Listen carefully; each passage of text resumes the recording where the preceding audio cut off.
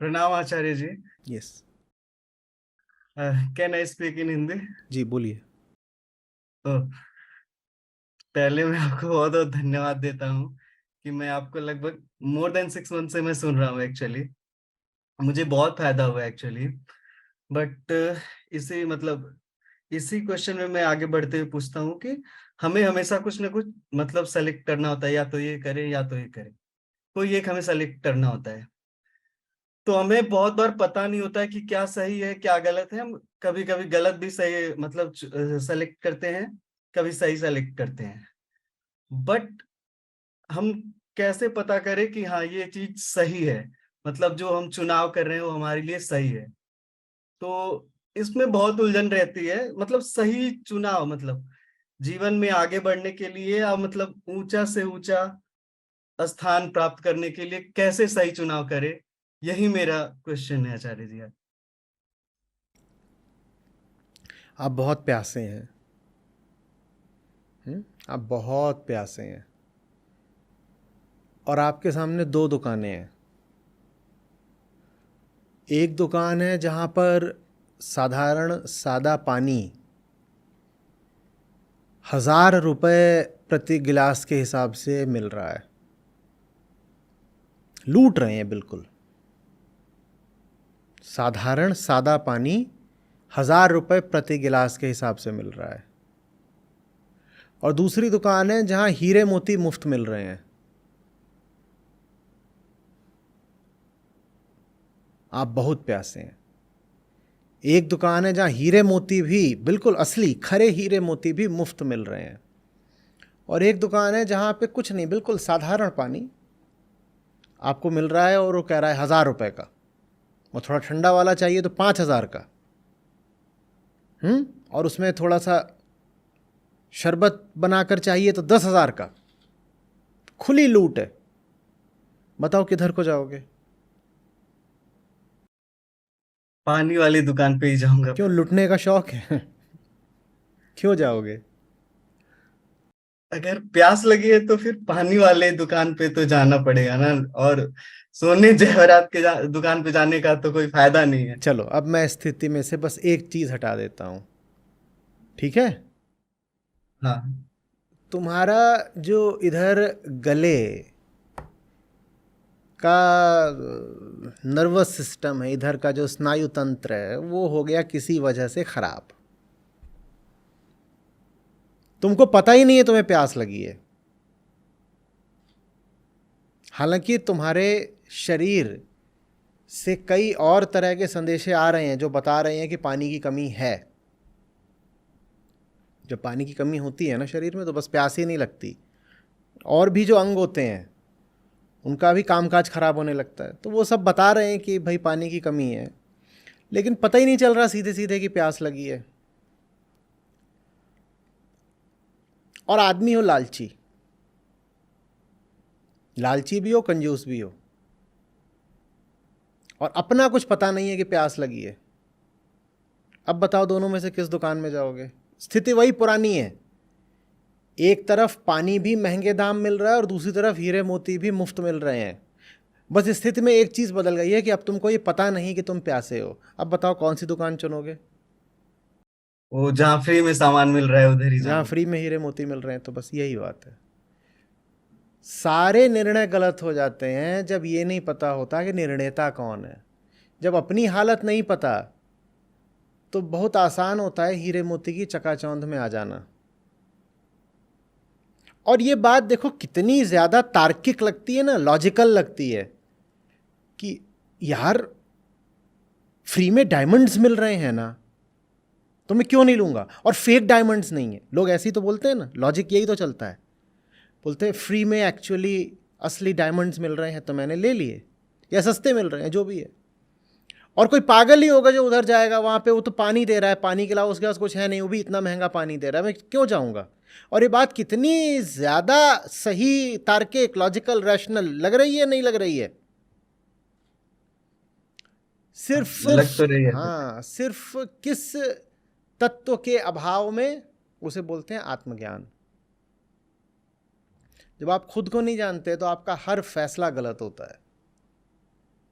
और ऊपर ऊपर से यही लगेगा कि फैसला बिल्कुल सही करा है, क्योंकि कौन कहेगा कि मुफ्त के हीरे मोती उठाना बेवकूफ़ी का काम है। बिल्कुल सही लग रहा है ना काम ऊपर ऊपर से। तो ये इस काम में बस एक सवाल नहीं पूछा गया है कि हीरे मोती किसके लिए, फॉर हुम। यही वेदांत का केंद्रीय प्रश्न होता है, फॉर हुम। प्यासा क्या करेगा हीरे मोती का? प्यासा क्या करेगा हीरे मोती का? हमें ये नहीं पता ना हमको किसकी प्यास है। हमें हीरे मोतियों की नहीं प्यास है, हमें जिस पानी की प्यास है हमें उसकी तरफ जाना चाहिए।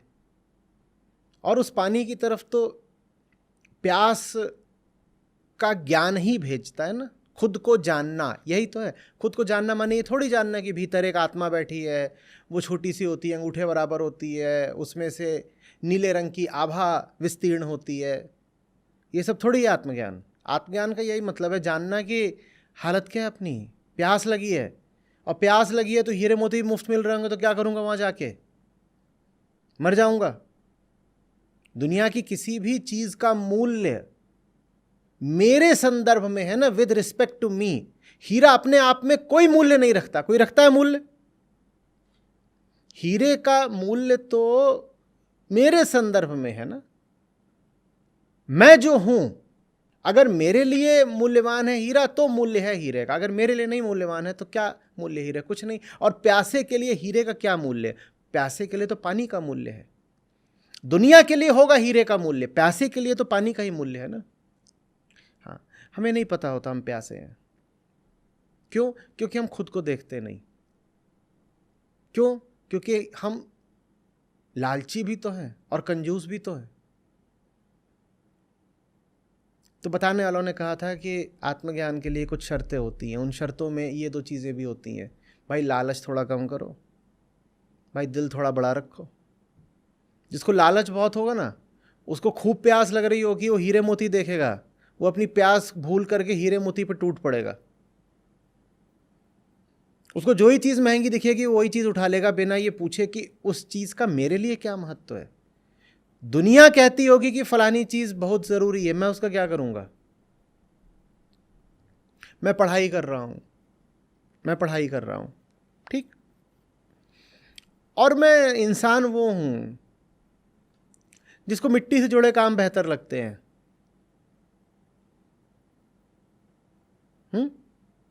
मैं यहाँ कुछ खड़ा करना चाहता हूँ भारत में। दुनिया की दृष्टि में ये बेहतर है कि अमेरिका चले जाओ, वहाँ पे आगे कुछ करो, पढ़ाई करो, फिर कैरियर बनाओ, ये करो। वो चीज़ अपने आप में बहुत अच्छी होगी, दुनिया को वो बात हीरे मोती जैसी लगती होगी। पर मैं कौन हूँ? मैं तो प्यासा हूँ। मैं वो सब करने लगा तो मेरे किस काम का? मैं नहीं ये कह रहा कि वो चीज़ खराब है, मैं कह रहा हूँ वो चीज़ मेरे लिए अनुपयोगी है। अपने आप में उस चीज़ की कुछ होगी महत्ता, दूसरों के लिए होगी उस चीज़ की कुछ महत्ता, मेरे लिए वो चीज़ कोई महत्व नहीं रखती ना। तो पहले तो ये पता चले कि हमारी प्यास क्या है। उसके लिए अपने कर्मों को देखना पड़ता है, अपने विचारों को देखना पड़ता है। किधर को जा रहे हो, क्या चाह रहे हो, उस पर ज़रा नज़र रखनी होती है। और ये जो नज़र रखी जाती है किसी पुलिस वाले की तरह नहीं रखी जाती, किसी वैज्ञानिक की तरह रखी जाती है। पुलिस वाला नज़र रखता है खोट निकालने के लिए, धर पकड़ने के लिए, इल्ज़ाम लगाने के लिए, और वैज्ञानिक नज़र रखता है जानने के लिए। आप स्वयं को जानना चाहते हो, इसलिए अपने आप पे एक सजग दृष्टि रखते हो सदा। उससे अपनी प्यास का पता चलता है, मैं चाह क्या रहा हूँ, जो चेतना है भीतर मेरी, ये क्या बुदबुदाती रहती है।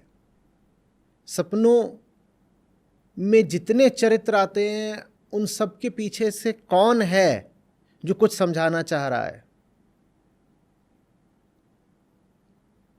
भीतर कहाँ कुछ अनसुलझा बैठा हुआ है। और सबके भीतर जो अनसुलझा बैठा हुआ है वो मूल में एक होने के बावजूद अपने रूप में, अपने आकार में, अपने व्यक्तित्व में अलग अलग है। तो जीवन का उद्देश्य है भीतर की उसी गांठ को खोलना, प्यास को मिटाना। और तुम्हारी प्यास मेरी प्यास से कम नाम रूप आकार में तो अलग है ही। मूलतः तो एक ही प्यास है, मुक्ति की प्यास। लेकिन उस मुक्ति तक जाने के सबके रास्ते सबको स्वयं ही तलाशने पड़ते हैं। दूसरों की नकल करके आप कहीं नहीं पहुंच सकते। दूसरों की नकल करके तो वही होगा कि पानी की दुकान में कोई नहीं खड़ा होगा और हीरे मोतियों के आगे कतार लंबी होगी।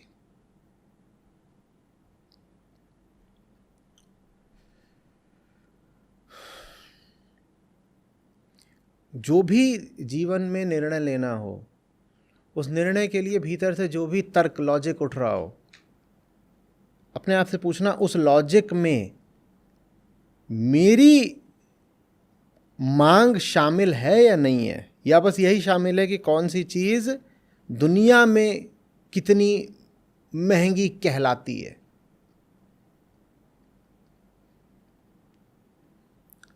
दुनिया में कौन सी चीज़ कितनी महंगी है, उससे कहीं बहुत बहुत ज़्यादा महत्व तो इस बात का है कि तुम्हें क्या चाहिए। तुम्हें क्या चाहिए? तुम महंगी दवाई लेना चाहते हो या उपयोगी दवाई लेना चाहते हो? उपयोगी, है ना? क्या किसी दवाई को तुम सिर्फ इसलिए ठुकरा दोगे कि वो सस्ती है? हवा तो फ्री मिल रही है,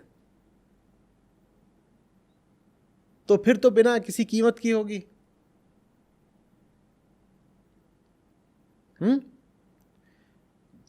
दुनिया ने तो हवा पर कोई अभी मूल्य रखा ही नहीं है, धीरे धीरे रख रहे हैं।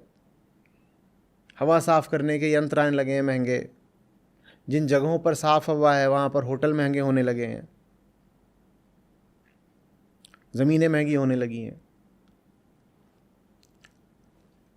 लेकिन कोई चीज़ तुम्हारे लिए सिर्फ इसलिए मूल्यवान नहीं हो जाती कि दुनिया उसको कीमती समझती है।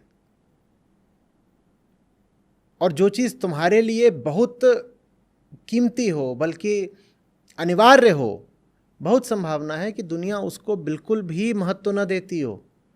लेकिन दुनिया किसी चीज़ को महत्व नहीं देती, इसलिए वो तुम्हारे ठुकराने की थोड़ी हो गई। तुम तो स्वीकार करो ना उसे, तुम्हें चाहिए।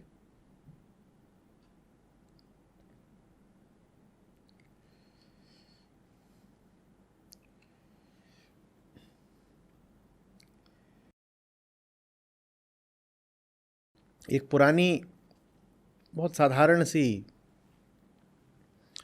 कहानी चलती है कि एक गांव में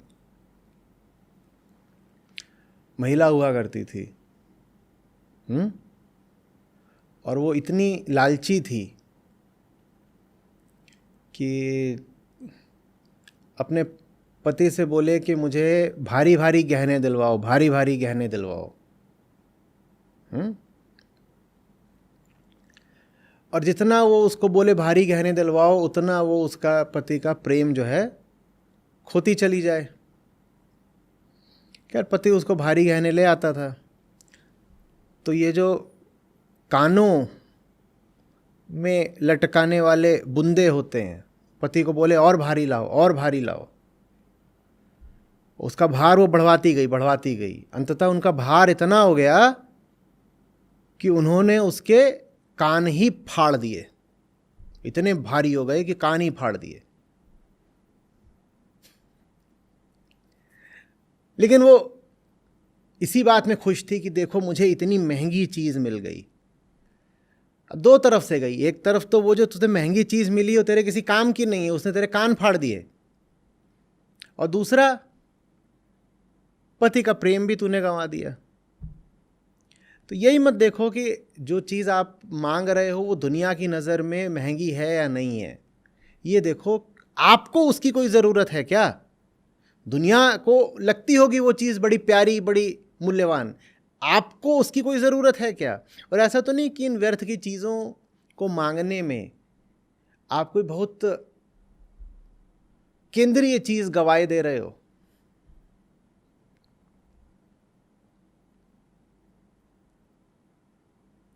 सबकी इतने की जॉब लग रही है, मेरी भी लगनी चाहिए। डिपार्टमेंट में 5 लोगों ने गर्लफ्रेंड बना ली है, तो मेरी भी तो होनी चाहिए ना। तुम अपने आप से पूछो, तुम्हें उस चीज़ की ज़रूरत भी है?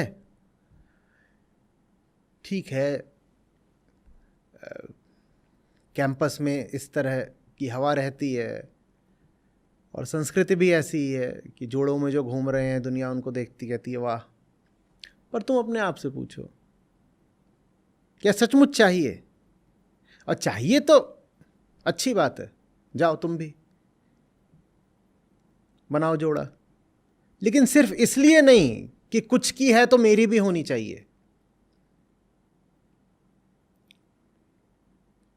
तुम अलग हो, तुम स्वतंत्र हो, तुम्हारी मांग अलग है, तुम्हारी अपनी एक यात्रा है, तुम उसका ख्याल करो।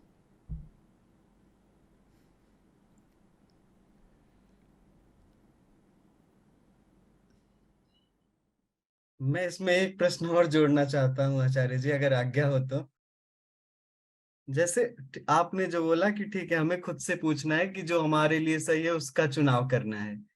बट ठीक है, कभी जैसे आधे घंटे 1 घंटे के लिए हम खुद को समझा लेते हैं कि हाँ ये हमारे लिए सही है, फिर मतलब ये हम कर सकते हैं। बट फिर हमें रहना तो एक समाज में है, फिर हम समाज में जाते हैं, फिर लोगों को देखते हैं, फिर दिमाग में वही बातें आती हैं कि हाँ ये लोग ऐसा कर रहे हैं तो हमें भी करना चाहिए। हमने भले खुद को अकेले में समझाया हो, लेकिन फिर वो समाज में जब लोगों को देखते हैं, चीजों को देखते हैं, तो लगता है कि हाँ हमें करना चाहिए। तो फिर इन चीजों से कैसे बचा जाए, ये मेरा एक मतलब इस पूछना ये चाहता हूँ। सारी बीमारियां ज़्यादा फुर्सत की होती हैं। जब ज़्यादा फुर्सत होती है ना तो आदमी की नज़रें बहकने लगती हैं, फिर वो इधर उधर देखने लगता है कि दूसरे लोग क्या कर रहे हैं। आपके पास या तो आपका प्रेम हो, और अगर अभी प्रेम नहीं है तो प्रयोग हो।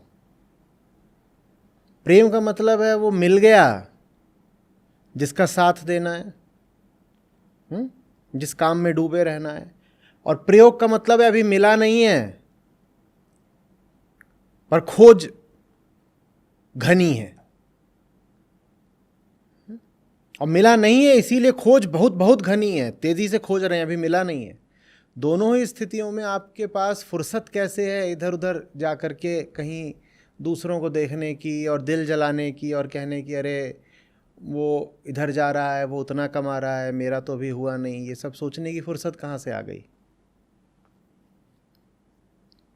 देखो, सारी दिक्कत वहाँ से शुरू हो जाती है जहाँ से आपको बहुत पूर्व निर्धारित लक्ष्य दे दिए जाते हैं। ये ना हमारी शिक्षा और हमारी जो पूरी परवरिश है ये उसकी खोट है। आपको सदा वो काम करने को कहा जाता है जिसका अनुमोदन दूसरों से हो, जिसमें दूसरे आपकी तारीफ करें।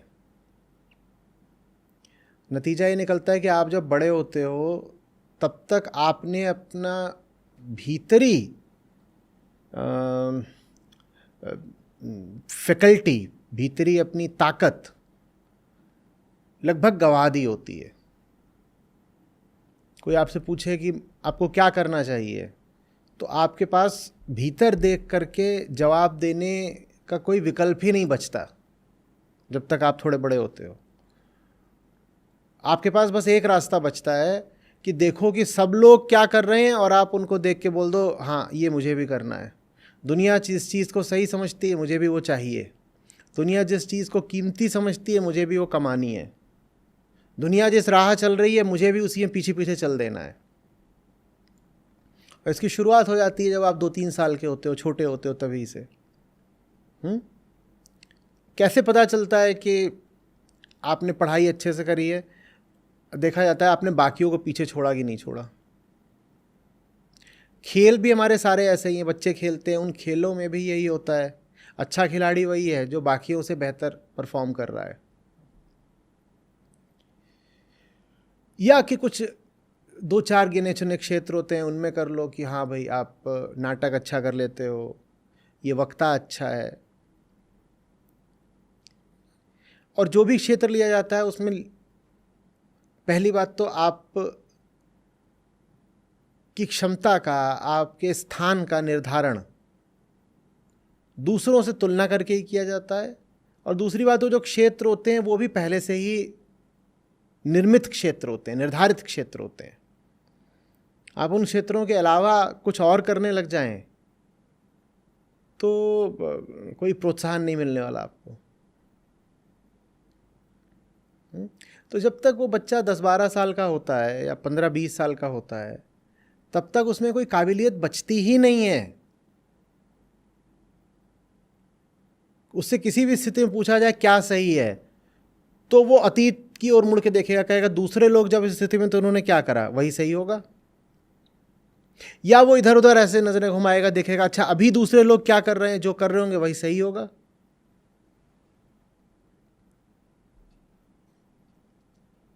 निजता, मौलिकता, ऑथेंटिसिटी, इंडिविजुअलिटी, ये सब एकदम खत्म हो चुके होते हैं। फिर उसको जगाना पड़ता है बड़ी मुश्किल से।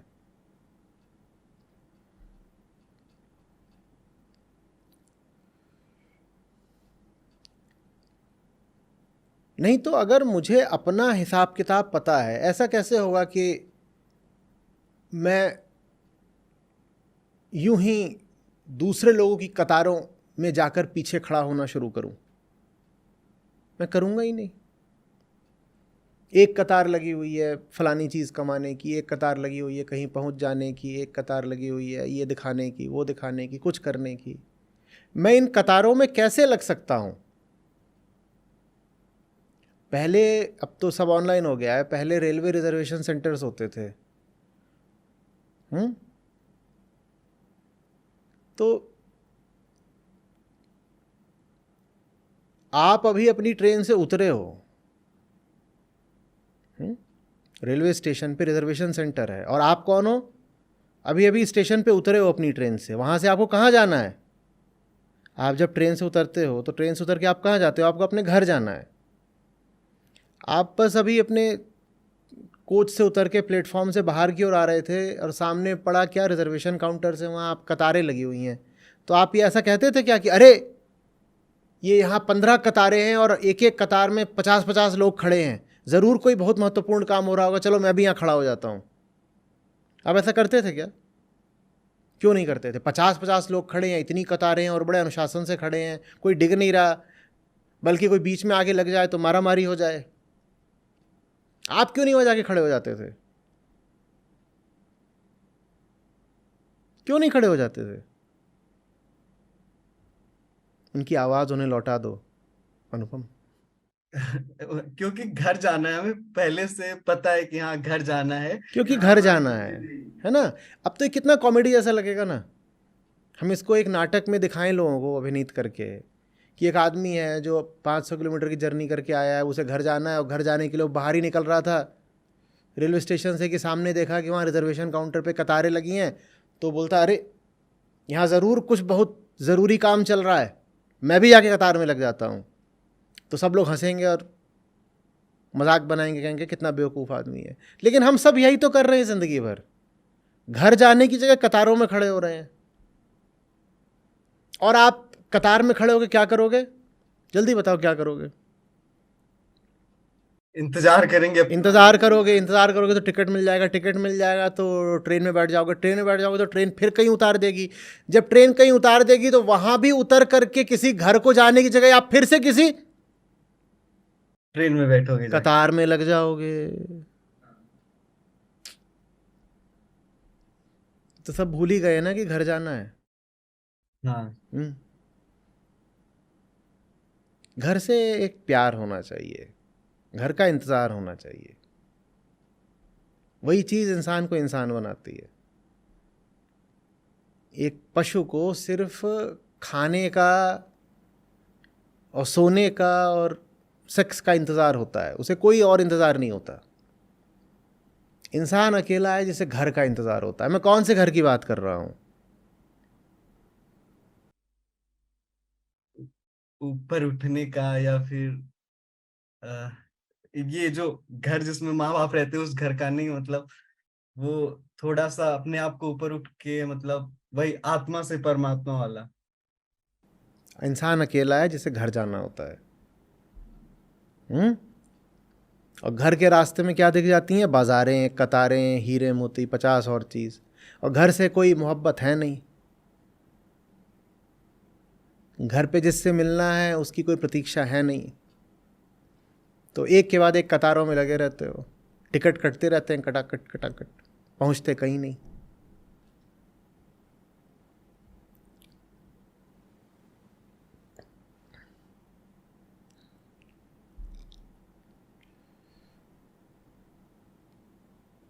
एक सुलझे हुए आदमी की एक पहचान बताता हूं।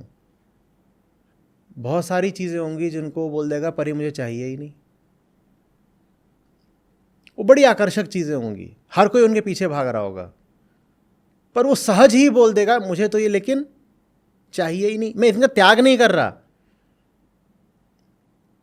ऐसा कुछ नहीं कि विरक्ति वैराग वगैरह है, कुछ भी नहीं, न त्याग की कोई बात है, कुछ भी नहीं। बस ये मुझे, बोलो, चाहिए ही नहीं। चाहिए ही नहीं। और ये कितनी सहज बात है ना, ये मुझे चाहिए ही नहीं, नहीं चाहिए। इंसान ही ऐसा है जिसे सब कुछ चाहिए, उसे कुछ पता ही नहीं उसे क्या चाहिए, इसलिए उसे सब कुछ चाहिए।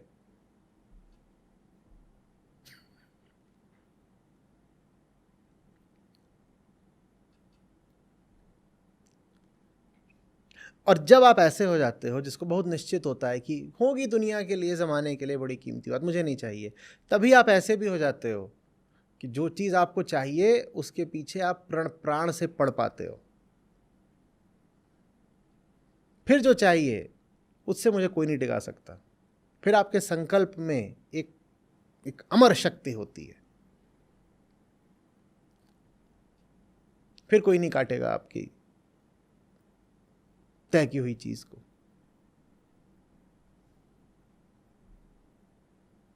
किसी ऐसे से मिलना ना जो किसी भी चीज़ को साफ कह ही ना पाए कि मुझे चाहिए ही नहीं, वो हर चीज़ में सोचे अच्छा चलो अगर मुफ्त मिल रही है तो ले लेंगे।